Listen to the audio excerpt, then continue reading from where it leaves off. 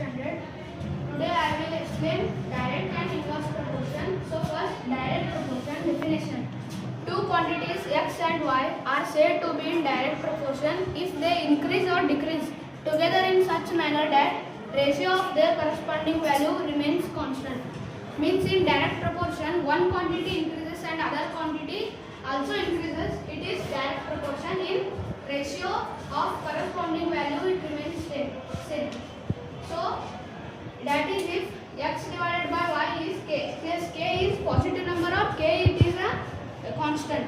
So for example, direct proportion, a car gives mileage 20 kilometers.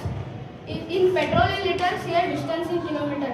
If the car, we put car in 1 liter petrol, it runs 20 kilometers. If we put 2 liters, it runs 40 kilometers. If we put 3 liters, it runs 60 kilometers. If we put 4 liters, it can run 80 kilometers. So how the quantity of the petrol increases, the distance in kilometer it is also increases. So next, inverse proportion. Two quantities x and y are said to be in inverse proportion if an increase in x causes and a proportional decrease in y in such a manner the product of their corresponding value remains same constant, that is if xy is equal to k. So in here one quantity increases and other also increases, but in inverse proportion it inversely one quantity increases and another decreases. So example, a bus has to travel 100 kilometers. If this bus travels at 25 speed, it can reach the destination in 4 hours. If bus travels in 50 speed, it reaches destination in 22 hours.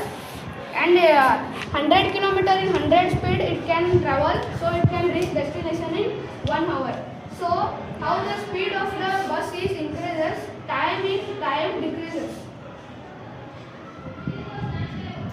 So if this, that is if xy is equal to k. In direct proportion, petrol in liter it is x and distance is y. So constant means 20 kilometer. So in here x is speed in kilometer, it is x, time in hours it is y. So here constant is 100 kilometer.